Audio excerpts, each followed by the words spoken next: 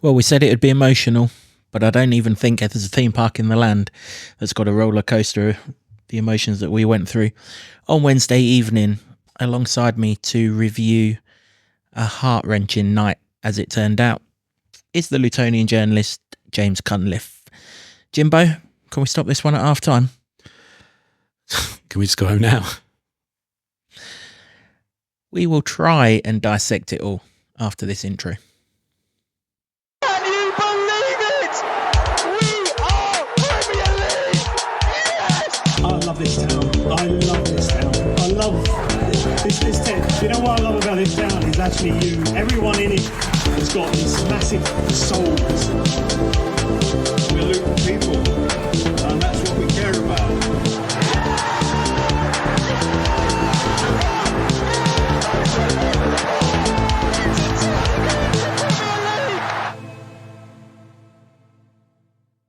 Hello everyone, welcome along to another episode of the Luton Town Supporters Trust podcast. As I said before the intro, we are going to look back on Bournemouth 4, Luton Town 3. We'll start with the football, James. Obviously there was some bigger perspectives over the course of the night, which we'll touch on towards the end of this podcast, but primarily it's all about football and it's the hope that kills you again. Yeah. I mean, who's watching this? You gluttons for punishment, a lot of you. It was a great watch and then a painful watch, and never has a game of two halves been more relevant than that. And yeah, I mean, if we're doing this 24 hours after the game, if we'd have done it straight afterwards, I probably would have been raging, as a lot of people would have been. You know, maybe a kip and and another day has calmed that down a smidgen, just a little bit. I'm not going to be ranting and raving, but I'm probably going to flit wildly from one perspective to the other, because it's one of these situations where all possibilities can exist at once. And yeah, but firstly, it's just gutting, isn't it? Yeah, it is. Yeah. I can't rage. If you were there last night, you saw the looks in the eyes of those boys when they came over to the away end. There's no point raging. They're hurting. They know what happened. They don't need me to tell them. They don't need you to tell them. They don't need anyone to tell them. It was as clear as day in their eyes. They didn't do it on purpose. They're just a team that, as we highlighted in the preview, are out on their feet. They're a young team that's missing its leader. His leader was at the game. How we could have done with him on the pitch in that second half. It's easy to forget, and it's not an excuse, but I think it's relevant. The starting 11 last night only had one player who at the start of the season had played double figures Premier League games. This is a young, inexperienced team, still trying to learn on the biggest of stages. And yes, you can't lose a 3-0 lead in the circumstances that we're in the situation that we're in. But we have to go again. And we have to go again very, very quickly. Now, if that happened Saturday, there was no midweek game, and we had the next game on Saturday, then yeah, let's rage, let's vent our frustration and everything else. Let's get it all out there and forget. We ain't got time to do that. Yeah. Once we've recorded this review and this podcast, we're going to park it. The Nottingham Forest preview one's going to be out pretty much as soon as this one's finished anyway. And we're going to have to look again, because we'll go through the game, but we are not dead. We have come away from harder positions than this and survived, and we will do it again, because that's what we do. But last night was a huge blow for obvious reasons, but just that's what I mean as well, by having the perspective of having a kip and having a sleep on it. Not a great kip, I'll admit, but waking up with the perspective of it felt killer. You've got a game at the weekend that if you win that, you're out of the bottom three. So it isn't dead, but it feels like it until we get over that and look forward to Forest. At the moment, it feels really, really rough because of the situation that we're in at the halfway mark. And you don't expect to lose 3 goals in those scenarios. When you're fighting for your life like that, you give yourself such a great chance with an incredible half of football. and then to lose it, and to, in the Premier League, that doesn't happen. 21 years ago was the last time that happened, when a team was 3-0 up and lost. And it just feels like, when on top of all the injuries, on top of all the issues, that was just an extra kick in the balls. I guess on the bright side, 14 years later, the team that did that went and won the Premier League. So in 2038, get ready for the Champions Tour. I mean, bloody hell. That is some grade A clutching at straws. Absolutely. Yeah, let's just worry about staying in this division first and foremost. Just the one change on the night. James Daiki Hashioka came in. It was as plain as day that Gabe Osho wasn't going to be playing. You only had to look at what was all over his leg when he came over to the fans against Crystal Palace. All around his knee. We don't think it's terribly bad for Gabe, i.e. Rob alarmed everyone when he said he's not going to get many back, if any, back for the until the end of the season. But we don't think Gabe's in that situation. We do think we'll have him back at some point, and my God, do we need him back as quickly as possible. Hashioka fitted in left centre back. Obviously the hindsight merchants are questioning that decision, but in the 2 appearances that he's had at left centre back, you'd have said he's an absolute obvious choice to go there, and no problems with it at kick-off. I've seen all the hindsight merchants, and I was probably one of them at the time, but what else can you do? There's nothing else you can do. They've got no defenders. The guy's got very little Premier League experience. He is learning on the job. Rob said he takes on instructions very well and stuff like that, but he's not a centre-back either. So he's not even learning on the job in his preferred position. He's playing centre-back in the hardest league in the world. And it didn't come off from you. I mean, it'd be a hard man to blame him. Then again, I know some people have, and that's football for you. But what can you do? This injury crisis is unbelievable, and the fact that Chong's gone off in that game as well, and we don't know what the situation is there, but he looks like he's broken something. It's unbelievable, the amount of people that are dropping here. It's just, can't fathom it. You've got to factor it into everything you think and about that game, about this end of season run, because we've mentioned it for 2 podcasts in a row now. It's sounding like the broken record podcast here, but they're dead. They're dead on their feet and knackered. 3 games in a week with 2 goalies on the bench and 3 teenagers with the sum total of less than 10 minutes of Premier League experience between them. 2 of which haven't even seen the pitch. Haven't even seen it. Yeah, it's just, wow. mean, we knew this was going to come, right? We knew that these boys are fucked. We said it Saturday, after Saturday's game. It was plainly obvious to anyone that was there.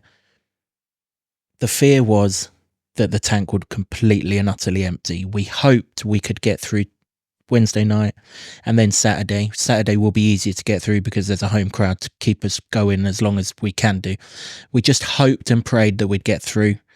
Ultimately we didn't. We can't. It's just too much, and it's been too much, and they're all in the wrong area. Maybe if the game was the other way around, maybe if the second half had happened in the first half, he can bring all the attacking players on and salvage something from the wreckage. He has no defensive players whatsoever on that bench. He brought on Woodrow, he brought on Townsend, he brought on Berry, he brought on Pelly, who's the most defensive minded of that. And then, like you say, who's left? 2 goalkeepers, 3 youth teamers, all of who are midfielders anyway. We've just run out of defensive resources. And yes, again, the hindsight merchants can come out and say, well, why didn't you strengthen in January? Mads Anderson wasn't out for potentially the season in January. Amari Bell was absolutely fine. Gabe Osho was absolutely fine. In fact, in January, the only defensive injury we had was Tom Lockyer, and they were never ever going to do anything because you could see just by his presence last night the inspiration that he carries around the place. So they just can't do nothing. We've just run out of luck, and we need Lady Luck to start shining on us in a big way. She didn't shine on us during the game last night. And in terms of the injuries, I mean, we must have walked under, I don't know how many ladders or killed how many black cats, but it's taking the piss now, isn't it? Certainly feels like it. It certainly feels like every single game somebody drops, like you go to the ground and they drop. You know, Barkley, you've got a whack in the face for an already broken nose soldiered on. That probably hurt like hell, but they're putting themselves through the ringer and the mill just to be on the pitch. And it's just, you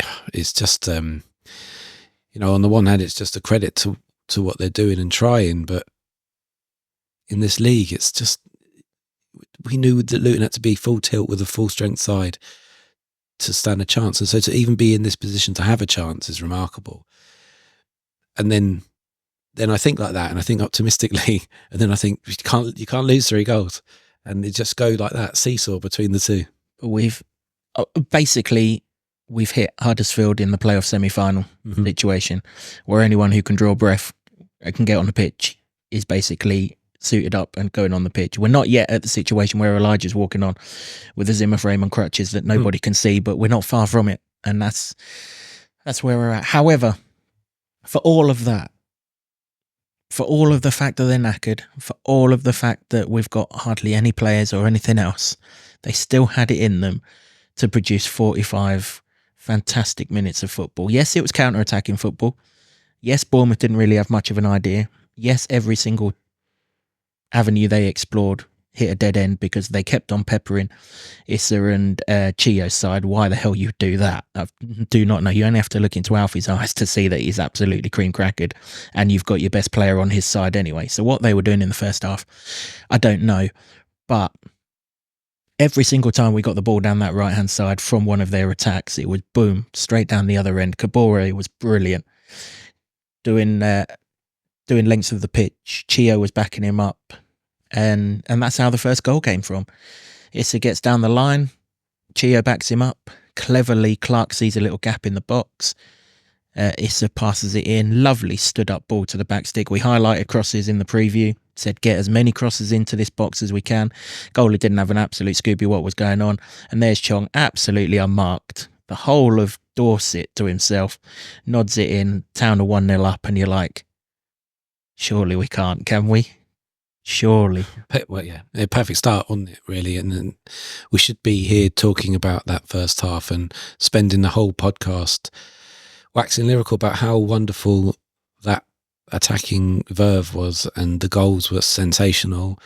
And it was so thrilling. And the fact that we're not is another heartbreak, really, isn't it? Because we've got to talk about them because it happened, but they're almost like a footnote, really, to the game. And yeah, it's just, I mean, this idea that Luton attack is the best form of defence is all they've got. So they're going to have to do that again, but there could be similarities in the games coming up. We'll touch on those as we get to them, but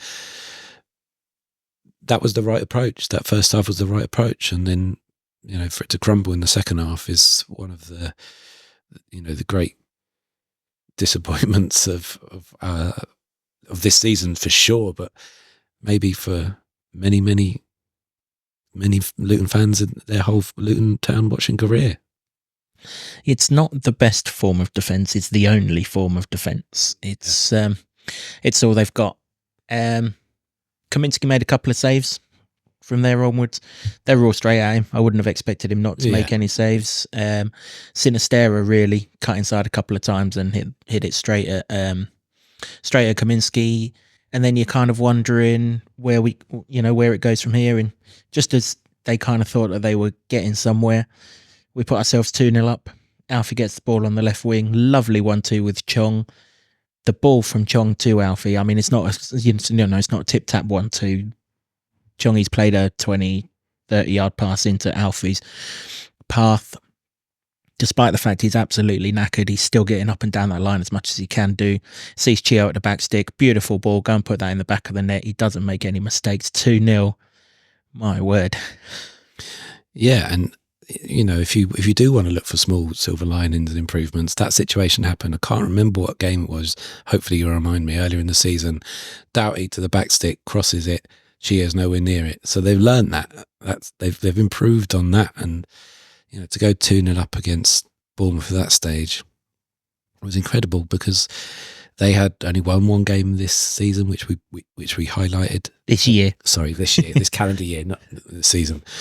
This calendar year, and they weren't in a great vein of form. And considering that Sheffield United gave them a scare the game before, it was dreamland, really, wasn't it? It was. Liverpool away is the answer to your question. I mean, if we were dreaming at 2, I don't even know where we were for 3. But the third goal is almost on a mirror level with the Liverpool home goal for a counter-attack. Involved exactly the same 2 people, Kabore and Barkley, only this time there was no Chong to put it in. Ross done it himself. But, I mean, the pass from Morris to send Issa away, lovely, just lifts it over the defender perfectly. Everyone in the away end screaming, Issa, play it, play it, play it. And then you wondered if he'd left it too late. Of course he hadn't left it too late because Barkley's not stupid enough to run offside. Puts Barkley in on goal. He ain't missing from there. Takes the net with it. I don't know where the ball ended up. Somewhere in Cornwall, I think. Absolute rocket of a strike. 3-0. It's Brighton at home, isn't it? We've hit the back of the net with pretty much everything we've looked at. And I met quite a few people who watch this podcast at half time, and we're like, what do we do now? Do we shut up shop? Do we bring a few players off? Do we save ourselves for Saturday, or do we go for the goal difference, which could come into it, All these options are not available to us. It's pointless even saying it because, you'd say, calm it down, slow it down, make it that horrible. Option isn't available. It's not available. Luton don't have any defenders, and the midfielders are playing every week. And this is repeat. This is a 3-game week they're in, and that was, they're knackered, and you can't say park the bus because that hasn't worked all season, even with all of the players available. I mean, our bus is the size of a taxi. Yeah, it's just not going to work, and so you've got to attack. And but the one thing you don't do, I suppose, you've got to keep it tight. Not park the bus and invite them on. You've got to keep it tight. And how many times have we talked about early goals in halves, as well as late ones, obviously. But you don't give any team, a sniff at that stage. You just grind it out for a little while, and you could say it's good skill, but there's a strength element as well there, isn't it? You just need to hold him off and maybe draw the foul or something. I know it's just like it was in the box, so you're at risk of giving a penalty away, but you've got to do something. A lot of it was in second half, a lot of it was too nice. You just want somebody to kick fucking lumps out of somebody, take a yellow card, slow it down, be horrible, and it wasn't that. And they got swept away by the emotion of it, because if you don't give the team a look in for the first 15-20 minutes, it's so difficult. But you do 5 minutes in and the place changes, the game changes, everything lifts from the home side, and they have belief, and then suddenly you're like, whoa. And to be honest, once that happened, I was sitting there going, well, I know how this is going to go. I know it, because there are no defenders. Yeah, I mean, the second half, before we come on to the second half, it should just be said, the 2 defenders that we've got, Ted Mengi and Reece Burke, were absolutely sensational in that first half. Mm-hmm. Dominic Solanke was not in the game at all. Every ball that came in the box was on Mengi's head. It was like that Crystal Palace last 15 minutes of injury time, wasn't it? Everything was on his head, and away it went. Reece Burke had Solanke shepherded in no problem whatsoever. In fact, it was a Reece Burke block that fell to Kabore that launched the move for the third goal as well. Those 2 were absolutely exceptional, but it changed at half time. Like you say, they came out a good 5 minutes before the half started. He'd obviously stuck fireworks up their arse or something. 2 changes they made. They took off Sinistera, who's obviously looking for another dead end. So they brought on Tavernier, who didn't really make much of an impact, but it was the other guy, the striker who came on, the Turkish striker, Unal. Now all of a sudden we can't just keep Solanke quiet. We've got to keep 2 of them quiet, and by keeping 2 of them quiet, we're edging in, and we've left Semenyo free as a bird on Alfie for the rest of the second half, and we just couldn't really cope. I mentioned earlier, Lady Luck's not on our side. Chong actually blocks Tavernier's shot, which looked powder puff for the first goal, going absolutely nowhere. It loops up in the air to Mepham, who could only have been onside by the barest of margins as he come back. I mean, we're talking the VAR check seemed to go on for a long time, so I can only assume, I've not seen it back, I don't want to see it back, but I can only assume it was quite close. And then Solanke showed why he probably should be going to the Euros and somehow isn't even in the England squad with a lovely turn. And as Kaminski's come out, he's sold himself. You have to say it, he has. He's gone down and allowed him to chip himself. It's no heart, I'm not slagging off Kaminski, he's been absolutely brilliant. We're only in a position where it's in our own hands because of Kaminski, but could he have just stayed up just that fraction longer and forced his hand maybe? But ultimately, sometimes you just have to put your hands up and say, a damn good striker has scored a damn good goal, and yeah, it's gone through Hashi's legs. Yeah, Kaminski might have sold himself a little bit, but he's a top talent doing top things. Yeah, it's both things, I think. That's what I mean. Not everything has to be black or white in football. It's great skill from him, and on Hashi's side, he's just block him off somehow and see what happens. And this is the thing. I mean, Hashi's not been here long enough. He's not been in the English game long enough to maybe deal with the strength element of it. I don't know if that's true or not. He looks like a strong lad, but it's more the sense that they do not get through for the first 10-15 minutes at least, just to demoralise them. You give a goal away like that, and it's just the floodgates open then. They did, but the Town thought briefly that we went 4-1 up. A lovely sort of move. Keepers had an absolute mare from, I think, a Morris shot. Falling out to Chong, who's poked it home from close range. Presumably was offside. That VAR check didn't seem to last very long at all, so I'm only assuming he was offside. I have to say, I wasn't too far away from being in line with that, and I thought he was onside, but clearly not onside. Yeah, and that changes the game again, doesn't it? That's when I thought, oh fuck. Yeah, well, that's this is starting to go against us. Yeah, when everything goes against you like that, and it just cascades and gets worse, and because that just stops it dead. That's just like, oh well, you got your consolation. Yeah, 4-1 job is an official good. And because it gets chalked off, and then the nerves start setting in. And Bournemouth were rampant. You have to give them some credit. They were rampant. They've got fuck all to play for. I know there was talk afterwards that they're not going to say they're safe or not. I'd made them safe weeks ago, mate. Well, their first half told you they're safe. Yeah, absolutely, they're safe as houses, and so they had nothing to play for. And that makes it worse because really we're going into a game at the weekend where it's everything to play for. Yeah, but I guess on the flip side of that, when you have nothing to play for, you've nothing to lose. And they played like a team that had nothing to lose in the second half, whereas we played like a team that had everything to lose, and we knew that we had everything to lose. The second goal, someone actually mentioned in the preview podcast that they wanted to see me on the pitch with my boots on, shouting to Issa, "It's behind you, it's behind you." God, I wish I was on the pitch because I'd have shouted to him, "There's no one behind you, Issa. Don't worry about putting it behind for a corner." He obviously didn't get told, otherwise he would have left it. And of course, the sod's law, after what happened against Aston Villa, he does the right thing this time and he's punished because they score from the corner. I'm not convinced there's not a high boot on Alfie Doughty on the goal line as he tries to head it out that forces him back.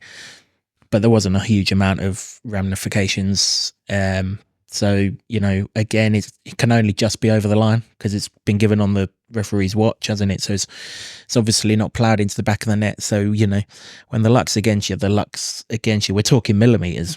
It's what we're talking here, If Tavernier's shot's blocked anywhere else on the pitch, they don't score the opener. If Alfie's millimetres further forward or that high boot doesn't come along and he's basically got all day and all night to just bring the ball down and welly it, that goal doesn't happen either. But once that second one went in, you looked at the clock and I think it said 64.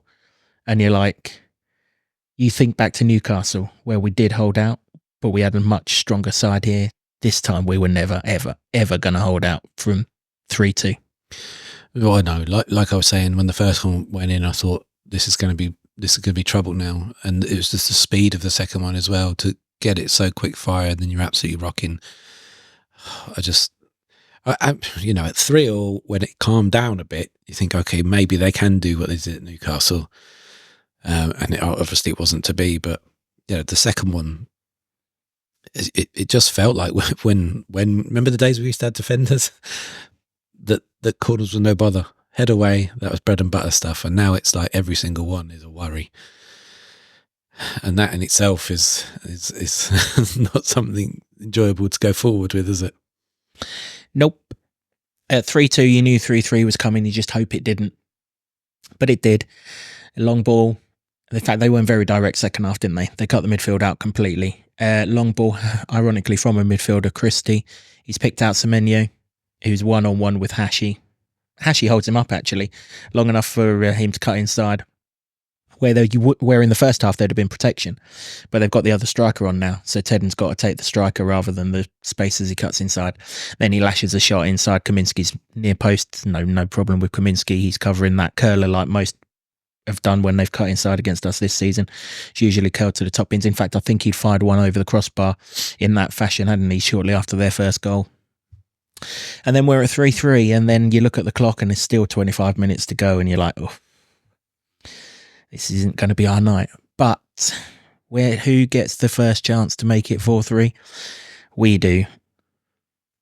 I can't be critical of Carlton Morris, and I certainly can't be critical of Ross Barkley. But Morris has to head that ball in the back of the net. He gets lucky, it comes off his shoulder, and it can't fall any better for Ross Barkley. You've got to score. He thought he was offside. But you've got to score and then look and see if you're offside. It's a tap-in. Yeah. You score that 4-3. I think there was about 10 minutes to go at that point. That will also be the sucker punch, and it will galvanise us to maybe hold on at the very worst for a 4-4. It's got to go in the back of the net, I'm afraid. It does, and these are the fine margins. I mean, anything that Luton get is a momentum killer there for them. And, you know, like I say, if it's not going to be goals, and somebody's got to kick somebody and do something to stop the free flowing, because it just felt at times that there wasn't a Luton player within 2 yards of a Bournemouth one who was able to do whatever the hell he liked. And, you know, that's down to fatigue as well. So you've got to balance out the criticism with that. But it just needs somebody to be in there to give somebody a kick. It needs a Roy Keane type, doesn't it, to like really just stick a boot in, and Luton haven't got one of those at the moment. Well, what it really needs is it needs an experienced head at the back just to calm it all down, just to tell Tedden, who is a 21-year-old guy playing in the Premier League for the first time, just to calm down, to tell Hashi, if it's Hashi who's there, who's playing in the Premier League for just the third time, just calm it down. Like you said, it needed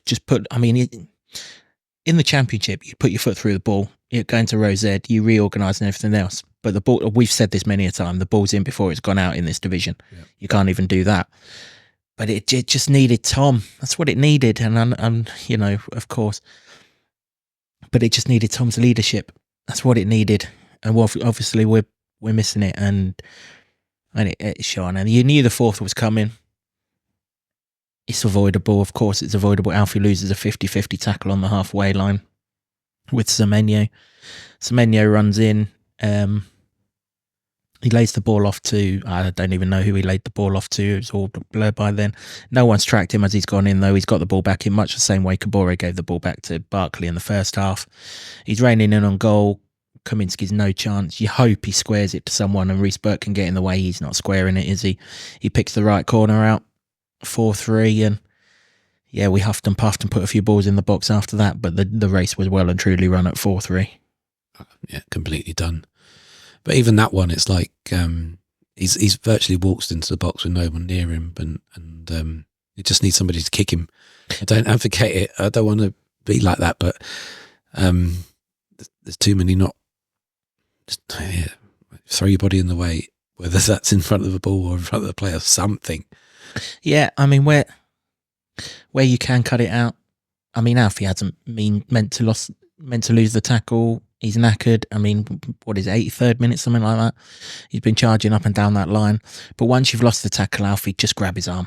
Just bring him down. They did it in the first half. In fact, their right back, Smith, got booked for Chong when he ended up with whatever he's got.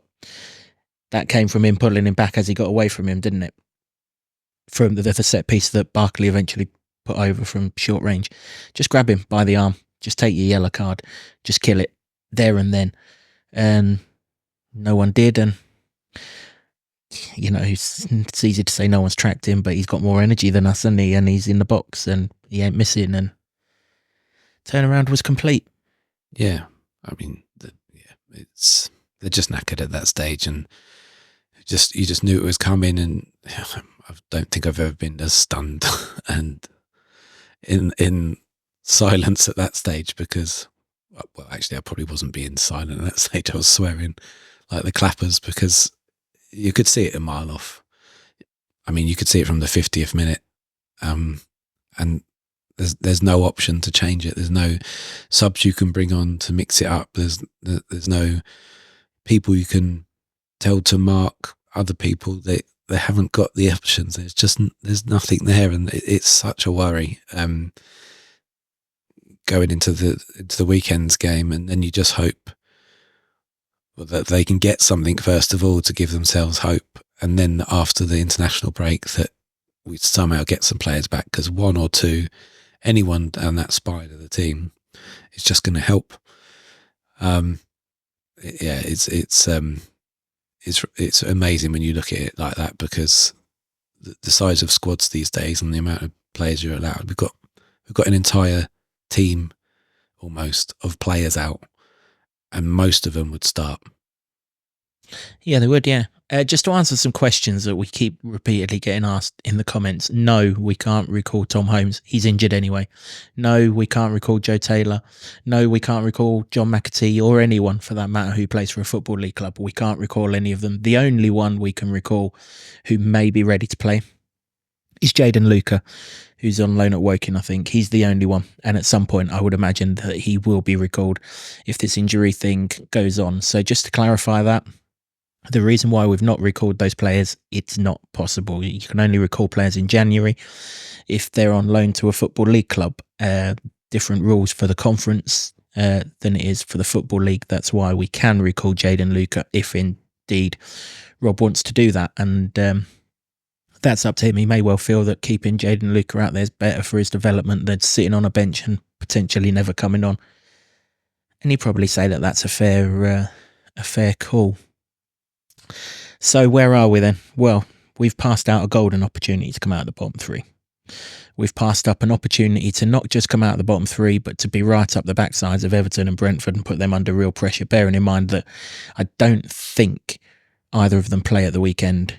I've got to be honest, heads all over the place still from last night, but I'm pretty sure they're playing teams that are in the FA Cup and they don't play this weekend. If I've got that wrong, I apologise, but I do seem to recall hearing it on the television that they don't play. There's only sort of 3 or 4 games, isn't there? And I know that Spurs against Fulham's one of them, because that's the TV game, and obviously we play Notts Forest. However, if there was a good to come from it, and this is only a token gesture of a good, we did only lose by 1. Therefore, any victory on Saturday takes us out of the bottom 3. Had we have lost by 2, we'd have had to have won by 2 to come out of the bottom 3. So by virtue of the fact that any win gets us out of the bottom 3, our destiny is still just about in our own hands. And that's what we've got to cling on to now. There's no point in dwelling on Wednesday night. Yes, it was annoying. Yes, it was upsetting. Yes, it was gutting. Yes, it was downright embarrassing at times to have sat there and watched it, even though we know why it's happened. It's gone. We can't change it. All we can do as a collective, players, management staff, but most importantly us as supporters, because it's only going to be supporters that are watching this, what we can do is get right behind these boys on Saturday for the biggest game we have had since the playoff final, bar none, and do everything we can to try and get them over the line. We are still in control of our destiny. When we were in the Great Escape in the Championship, we'd lost all control of our own destiny, and we still stayed up. We're not in that position yet. We are still in control of our own destiny, and older viewers will remember back to 1990. In this very division, we had to win the last 3 to stay up, to have any chance of staying up, and we won the last 3 and stayed up on goal difference. We're not in dire straits yet. We're heading in that direction, but we're not there yet. We are still in control of our own destiny, and while we are, everyone and everything needs to be as positive as it possibly can be inside that football ground on Saturday to give the boys the best chance to perform, to win a game, which if we do win, the whole picture changes completely. Yeah, Where's Stephen Colker when you need him?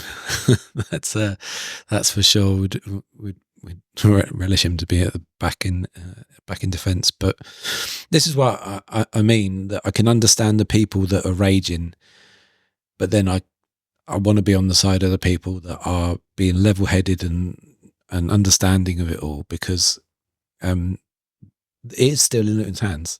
They beat Nottingham Forest, and then they're out of the bottom three after that game. But then you've got to factor in the injuries happening. They've just played 2 games. The worst thing about it is if you lose to Bournemouth, fair enough, but it's the manner of the defeat. It just feels like, until we see otherwise, that psychologically is Luton done for. Because how do you come back from that? Because you've got the situation now where you can play so well, you can be 3-0 up, and you're still worrying, is this going to go wrong? And that's where we are now. So all of these things exist at the same time. And for now, you can be gutted about the result, but then you can be raging about it. You can be. I'm both of those things, like the whole day, and like annoyed, positive, complete split personality. But then when Saturday comes, it's got to be 100% focus on somehow pulling an iron out of the fire and beating Nottingham Forest against all the odds, because believe me, the odds have never been higher. Yeah, I think that's fair enough. Yeah, we can. That's pretty much all we can do to paint it. It wasn't a night to remember, but it can still be a season to remember, and that's the only way we can look at this. Listen, none of us went to Carlisle to watch us lose 5-1 to Gateshead. None of us was at Kenilworth Road to watch us lose to Hyde United, and none of us was trying to find out where on the bloody map Braintree is 10, 15 years ago just to give it all up with 10 games to go in the Premier League. None of us done that. It's all a dream then. Let's not give it up just yet, regardless of 45 nightmarish minutes on Wednesday night. We need to finish this podcast, James, because the football was put into perspective throughout this whole fixture, both the first time round and the second time round. I mean, surely after half an hour last night, we should have just blown a full-time whistle, and that was that, wasn't it? I mean, that's 90 minutes. But yeah, of course, Tom goes back to Bournemouth. He meets everyone who saved his life. And when you see that and when you remember that, game of football doesn't really matter. Yeah, it's another thing to add into the mix, and really that should be at the very top, and that should make your perspective so much easier, because we're talking about a game and you can get annoyed about it as much as you like, but Tom Lockyer, his heart stopped on that pitch and he nearly died. And well, for 2 minutes 40 seconds he had. Yes, absolutely. And there were heroes on that pitch, and they saved his life. And there were legends in the stands, who again were very hospitable and fantastic in the build up to yesterday, getting you and many other fans down there for free. So absolutely all credit to Bournemouth fans, but the medical professionals from both teams, both clubs, and the paramedics that saved Tom have saved a good man, and they've allowed a baby to be born in the last 2 weeks that has a father, and that is so much more than football. So yeah, it was right that he could be there to thank them, and for the entire stadium to applaud. I know there were songs for him, but he was pointing at the medical people, and that's absolutely quite right, because they are the unsung heroes. So yeah, that was a sobering reminder, isn't it, that everything we're talking about really is just a game. Yeah, in the grand scheme of things, as much as we're desperate to see Luton do well, we're talking life and death. And something good came out of last night. A huge amount of money was raised for the British Heart Foundation, and if it saves just one life, that money, then it's all been worthwhile. And hopefully it saves a lot more. Just want to say well done to Mark Crowther. He Absolutely. went above and beyond on Wednesday, and he got to Bournemouth. He made it 7 o'clock. He got there. He made it with about half an hour to spare, and he got to meet Tom at half time whilst the trust were doing their presentation to the Cherries Trust of a donation towards the British Heart Foundation. Mark met Tom, and it was a lovely moment, and quite rightly so, between two men who are doing so much away from a football pitch that, you know, you have to admire both of them. The other touching moment was when Philip Billing came on. He was given a standing ovation in the Luton end. We were 4-3 down at this point. You know, Luton fans are understandable if you'd zoned out the game by that point, but they didn't. They gave him a standing ovation, and that's a well-deserved standing ovation because he's the one who started all of this. Yeah, absolutely. His quick thinking got the medical professionals on the pitch to do what they do in, you know, record time for any footballer that's unfortunately collapsed in cardiac arrest on a football pitch. That was the quickest recovery ever. So, yeah, his quick thinking was remarkable. And, well, like you said, you know, any time that Philip Billings in your company gets a standing ovation from you, and that's right, because it's so easy to think that you should always be rivals when it's a team versus a team or a club versus a club, different sets of supporters versus each other, but not in those situations. We're all human beings, and yeah, he did a great job, so fair play. Yep, absolutely. That is it for this episode of the podcast. Apologies if we've brought up bad memories for us as well, to be fair. We didn't really want to relive it, but we started this podcast, and out 7 seasons we've been doing this. This is the lowest one I've ever done. This is the hardest one to relive. This one, we've taken some kicks to the bollocks during the 7 years that we've done this podcast. I've sat and watched Luton lose 7-0 twice. I've sat and watched heartbreaking last-minute goals. I've sat and watched a lot of things. Even before doing this podcast, I've sat and watched Luton lose from 3-0 up before. If you're around in the late 90s under Ricky Hill, you'll have seen it against Wrexham. We actually scored a 3rd goal in the second half that day. That was even worse than last night. We capsized inside half an hour rather than 45 minutes last night. But yeah, this one's flat, and we'll rage.